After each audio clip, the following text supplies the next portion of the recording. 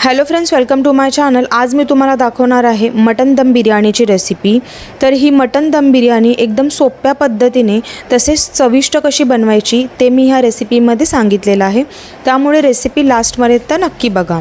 सर्वात आधी मी मटनचं मॅरिनेशन तयार करून घेतलं। तर मॅरिनेशनसाठी एका मिक्सिंग बाउलमध्ये अर्धा किलो स्वच्छ धुवून घेतलेलं मटन घेतलेलं आहे। मटणामध्ये इथे अद्रक लसूण आणि कोथिंबीरीची पेस्ट टाकून घेतली। तर इथे मी 2 चमचे अद्रक लसूण आणि कोथिंबीरची पेस्ट टाकली। 2 उभ्या चिरलेल्या हिरव्या मिरच्या टाकल्या आणि वजनी मापे 150 ग्राम इथे मी दही टाकून घेतलं मटणाच्या मॅरिनेशनमध्ये। चवीनुसार मीठ टाकून घेतले। त्याचबरोबर मटनचा मसाला जो मिळतो तो 2 चमचे टाकलेला आहे। जर का तुम्ही घरातच बिर्याणी मसाला बनवता तर तो टाकला तरीही चालेल। मी इथे मटन बिर्याणी मसाला विकत घेतला होता, तो इथे मी 2 चमचे वापरला। 1 चमचावरून हळद पावडर टाकून घेतली। 2 मोठे चमचे कांदा लसूण मसाला टाकला। 2 मोठे चमचे घरचा साठवणीचा मसाला टाकून घेतलेला आहे।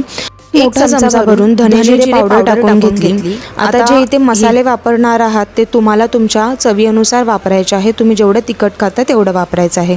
त्यानंतर मी इथे फ्राय केलेलं ऑनियन म्हणजेच बेरिस्ता टाकून घेतलं आणि थोडी चॉप केलेली कोथिंबीर आणि 1 चमचावरून कसुरी मेथी टाकून घेतली।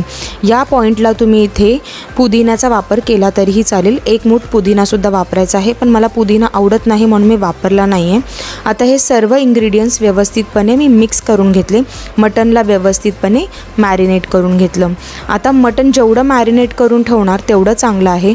तर इथे मी मटन 2.5 ते 3 तास आधीच मॅरिनेट करून ठेवलेले होते। वेळ नसेल तर ॲटलीस्ट अर्ध्या तासासाठी ह्याला मॅरिनेट करून ठेवायचं आहे।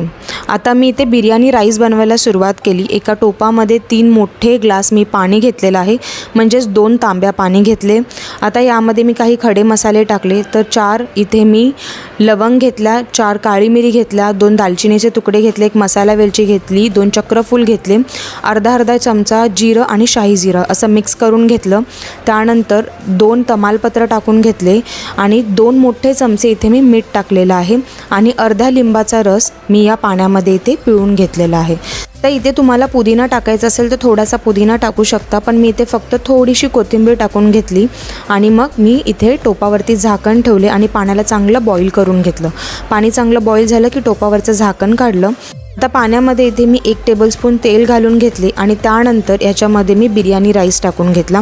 तर इथे मी अर्धा किलो मटनची बिर्याणी बनवत आहे, तर अर्धा किलो मटनसाठी अर्धा किलो बिर्याणीचा राईस घेतला। आता हा जो राईस आहे याला स्वच्छ धुवून मी अर्धा तास आधीच पाण्यामध्ये भिजत ठेवले होते, म्हणजेच हा जो राईस आहे तो लवकर शिजेल। तर हा बिर्याणी राईस थोडा थोडा करून पाण्यात मिक्स करून घेतला। एकदा व्यवस्थितपणे सर्व जिन्नसला स्टर करून घेतलं। मग मी टोपावर झाकण ठेवून गॅसची फ्लेम हाय ठेवली आणि 90% राईसला इथे कुक करून घेतलं। एकदा मी राईस बघितला व्यवस्थित कुक झाला होता, तर मी ह्या राईसला आता एका प्लेटमध्ये लगेचच पसरवून घेतला आहे। सर्व राईस मी प्लेटमध्ये व्यवस्थित पसरवून घेतला, म्हणजेच राईसची जी कुकिंग आहे ती थांबेल आणि 90%च इथे आपल्याला भात शिजवायचा आहे। सगळा बिर्याणीचा राईस काढून घेतल्यानंतर एका कढईमध्ये इथे मी 3 चमचे तेल तापत ठेवले।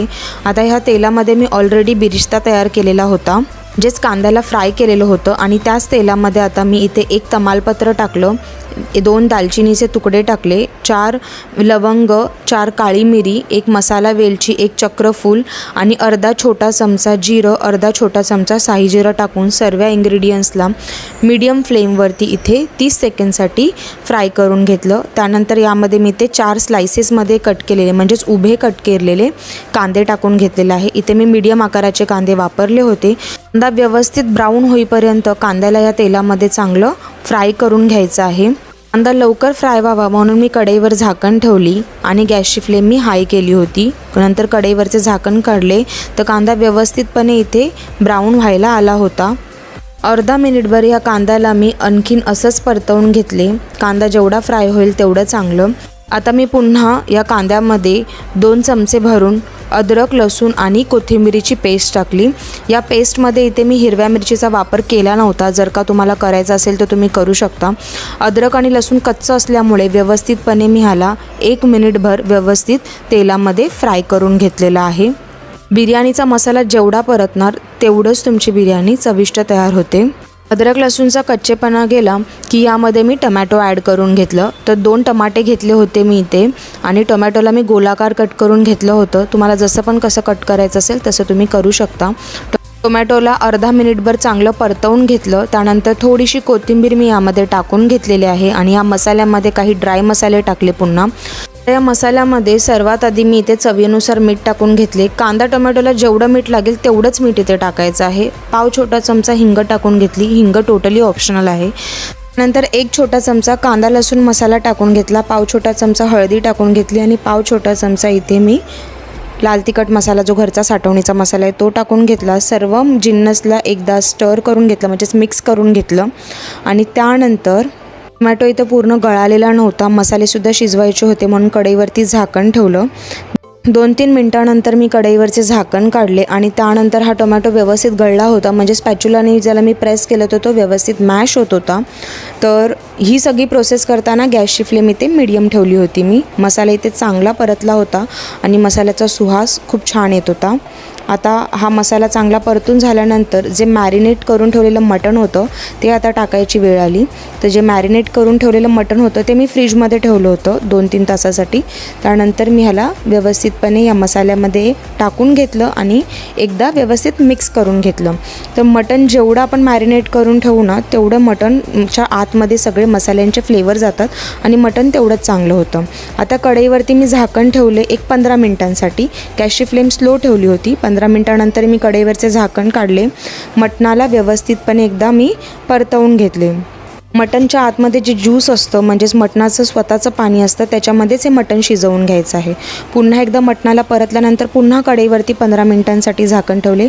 15 मिनटानंतर कढईवरचे झाकण तर मटणला इथं बऱ्यापैकी तेल सुटलेलं होतं. पुन्हा एकदा मी मटणाला इथे मिक्स करून घेतलं, परतवून घेतलं, म्हणजेच मटण खाली लागलं नाही पाहिजे.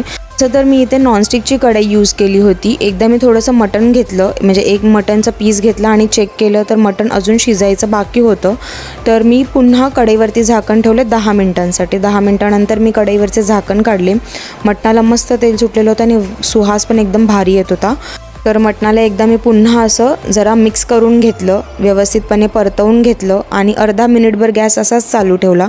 तर टोटल इथे मी 40 मिनटं हे मटणाचं जे मसाला आहे त्याला परतवून घेतलेला होता. मटण इथे रेडी झाल्यानंतर गॅसची फ्लेम बंद केली. आता फायनल स्टेप म्हणजेच लेअरिंग करायची होती. तर एक मी टोप घेतला, रुंदीला थोडा कमी आणि लांबीला जास्त असा टोप घेतलेला आहे. ह्याच्यामध्ये मी 1 चमचा कच्चं तेल टाकलं आणि स्पॅच्युलाच्या मदतीने तेल व्यवस्थितपणे सर्वीकडे पसरवून घेतलं. मी असं का केलं तर सर्वात आधी मी खाली इथे राईसची म्हणजेच भाताची लेअर लावणार होती. तर मी थोडा प्रमाणामध्ये जो राईस होता, जो बिर्याणीचा भात होता तो टाकून घेतला आणि व्यवस्थितपणे सर्वीकडे ह्याला पसरवून घेतलं. ह्याच्यामध्ये जेवढा मला अख्खा मसाला मिळत होता, जसं दालचिनी एकदा मिळाली, परत लवंग आणि काळी मिरी मिळाली, ते सर्व मी आधी काढून घेतलं कारण की ते दातामध्ये आल्यावर चांगलं नाही लागत. आणि मग त्यानंतर जो मटण तयार करून घेतलेला होता तो जेवढा मटण होता, म्हणजे अर्धा किलो मटण पूर्ण मी इथे टाकून घेतलेलं आहे. खालची लेअरिंग आहे ना राईसची, ती आपल्याला थोडीशीच करायची आहे आणि वरती मटण अख्खं टाकायचं आहे आणि मटणाला सर्वीकडे व्यवस्थितपणे पसरवून घ्यायचं आहे. आता टोप इथे लांबीला मोठा आणि रुंदीला कमी असल्यामुळे व्यवस्थितपणे इथे पसरलं जातं आहे. आणि त्यानंतर जी बाकीची जी राईसची लेअर आहे बिर्याणी राईसची, ती वरती अख्खी पसरवून घ्यायची आहे. तर वरच्या साईडला ना जो बिर्याणीचा भात आहे तो जास्त प्रमाणात टाकायचा आहे.